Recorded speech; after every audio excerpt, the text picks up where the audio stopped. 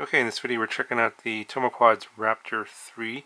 Yeah, this is a kind of an interesting design. Has a sort of this battery holster holder area here in the back with these little side plates here with a little bit extra carbon.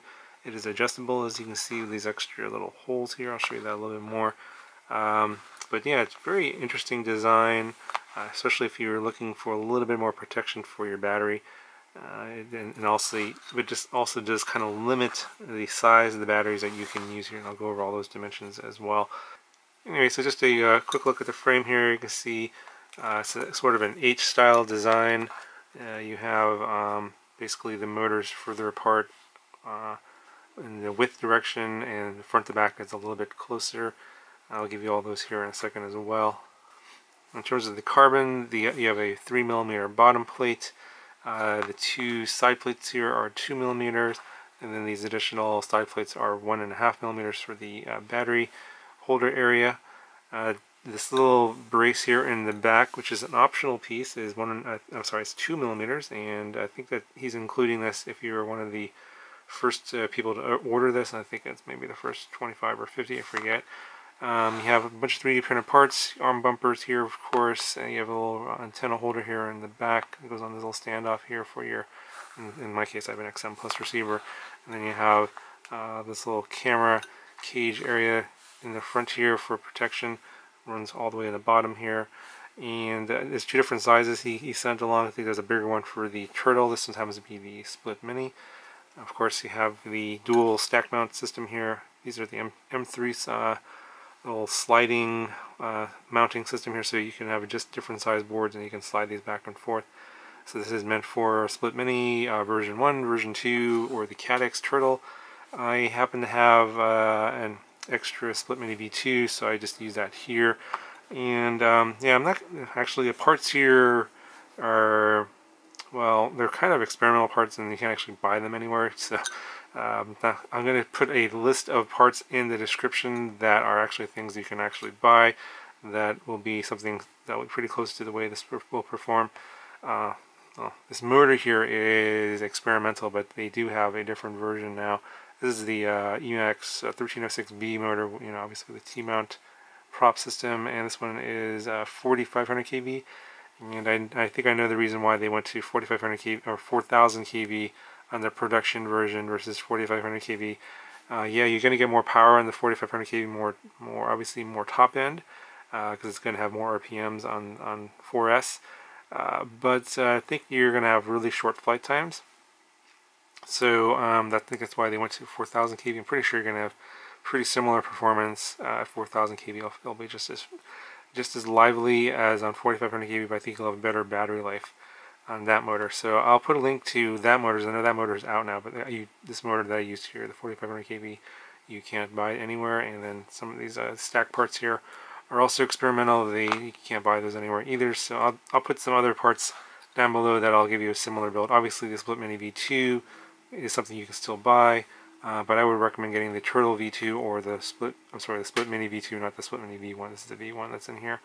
And then yeah, so yeah, if you're worrying about the parts, I'll just put them down in the description. I'm not going to really go over that in too much detail. Now, what I'm going to cover here a little bit more detail is the little battery holder area, and that thing is kind of different. Okay, so just to give you an idea of the way this is configured right now, the battery holder area is approximately about 31mm in width. This is obviously adjustable. So you have these little 3D printer parts here that you can adjust to put a longer screw in here and then either make it wider or you can bring it in and make it thinner. The one battery that I'm using is the one I use all the time for the 4S micro flights, the 550 GNB battery, and this fits in here just perfectly, like so. There's two different slots here for a battery strap. There's an angled one here, and then there's this straight across one.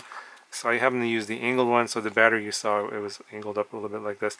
Now you can see here the way that this is set up. These little wires, if I went all the way in, are rubbing against the carbon plates, so I didn't actually run it all the way down. So I used the angled strap slot there so that's why the battery was at an angle like this. But obviously you can use a smaller battery or something. You could widen this up a little bit more and then get the battery all the way down in there. So this, I think right there, that's the stand up that's going to prevent the battery from going any further down. So if you use the this as a guide, you can see where the battery is going to run against the side plate here, like so. So that's going to be your limit in terms of how far the battery can go down. Obviously, if you tilt it, so let's put it in the other way. You could tilt it the other way, and the battery could go in a little bit further. Yeah, not really that much more, because your limiting factor is going to be the inside side plate here. So in terms of getting the battery being flat, I think that's about going to be your limit there. And you could use the this front horizontal slot here to secure your battery down. And it doesn't really move around too much, even if you're doing flips and rolls and everything. You probably want to put some sort of foam over here on your battery, just because it is running against this the rail here, although the battery strap underneath is going to hold it up a little bit. But if it slides around inside somewhat, then that could be an issue in terms of putting dents in your battery. So that's this part of the design. If you have a small little piece of foam, we can put it on the battery. That will prevent the battery from getting squished too hard by the side plates here. But yeah, that's pretty much how the system works. You could adjust this standoff here. You can move it forward if you have a smaller battery to give it a little bit more security, so it's not sliding back and forth too much. I think this battery here is going to be the ideal size. I mean, it doesn't really move around. It doesn't move around sideways or forwards and backwards. It's pretty secure. With the battery strap in there, it just doesn't move at all. So I thought this worked out pretty good. And just give you a shot here on the inside. Obviously, there's nothing, no other like TPU parts or anything in here that it gets in the way from you seeing what your electronics are. That's my video transmitter there, my XM Plus receiver, and the flight stack. But yeah, that's how the battery system works. Works pretty good. It gives you a little bit more security for the battery not sliding around back and forth or sideways. And if you can use either one, the angled battery strap slot or the horizontal one, both of them work just fine. Okay, so here's the, as promised, the rest of the frame dimensions. So the motor to motor is coming in at just under 150, it's about 149 millimeters. The slide to side is about 124 millimeters. The front to back is coming in at about 83 millimeters. Okay, and the weight here without the battery, and we're coming in at about 52 grams.